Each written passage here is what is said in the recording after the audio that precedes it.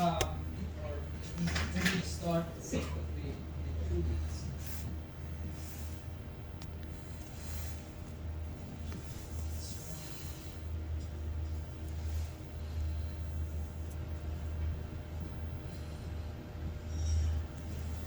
This is my name.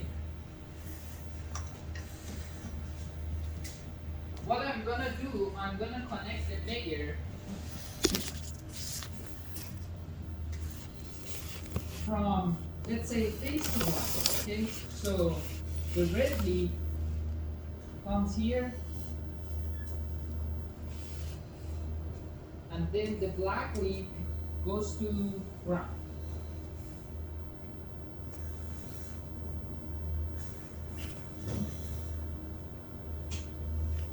This is exactly what we did with Meyer in previous sessions. So we have two leads, one face and one to the ground, okay? In that scenario, you are following this math equation. Voltage divided by the leakage current to give you the resistive value of the insulation. In that scenario, your Meyer equipment is taking into consideration all leakage currents. It doesn't care whether the current is going through the insulation or traveling through the whole surface. So it combines everything all together. If you get a pass reading according to NIDA specification and NIDA tables, no problem. You can complete your test using just black and red leads. But what if my reading is not good enough? My reading is not satisfactory. In that scenario, how do you know if your insulation is bad or whether your insulation is dirty? Test again. How?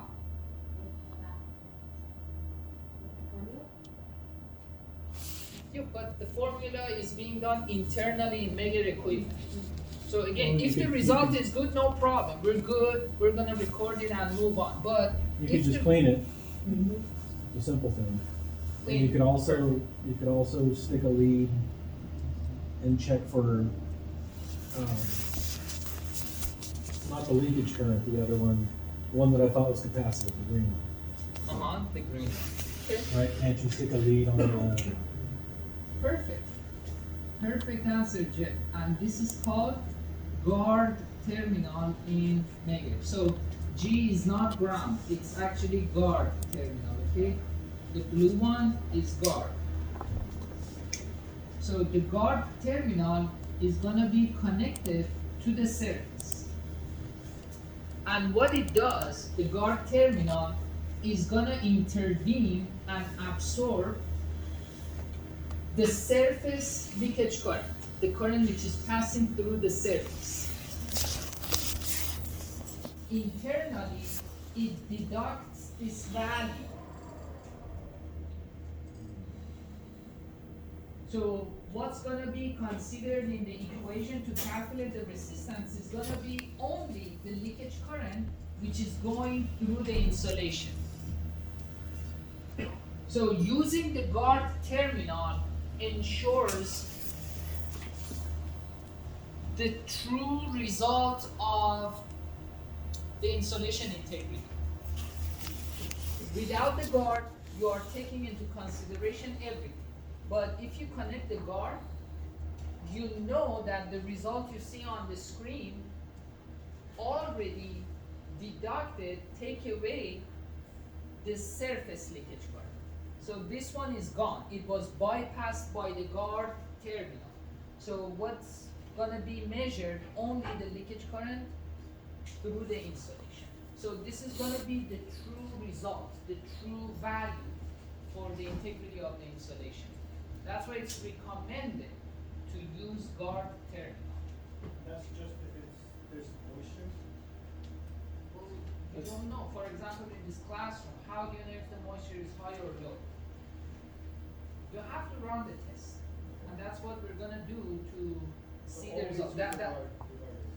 it's recommended to use the guard all the time.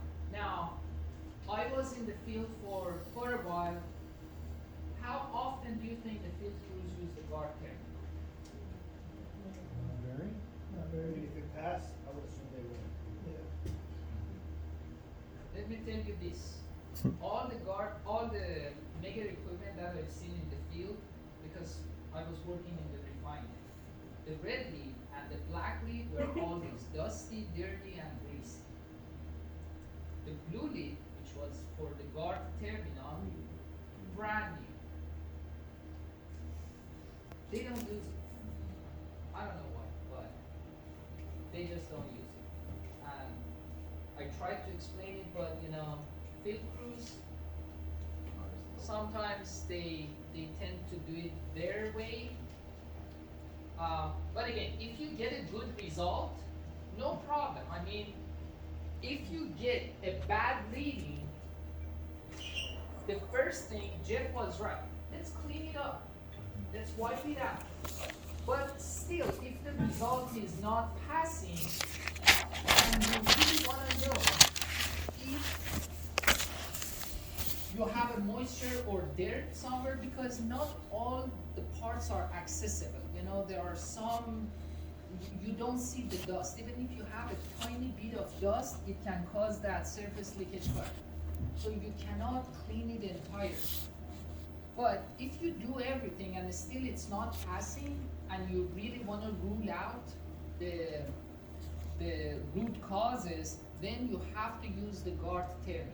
If you use the guard terminal and your result is satisfactory, the resistive value has gone up, it means you have some issues with the cleanliness of the equipment or the moisture.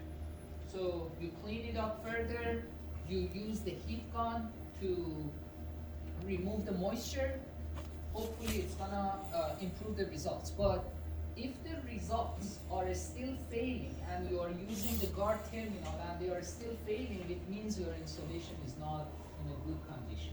Does it change the time of testing if you use the guard?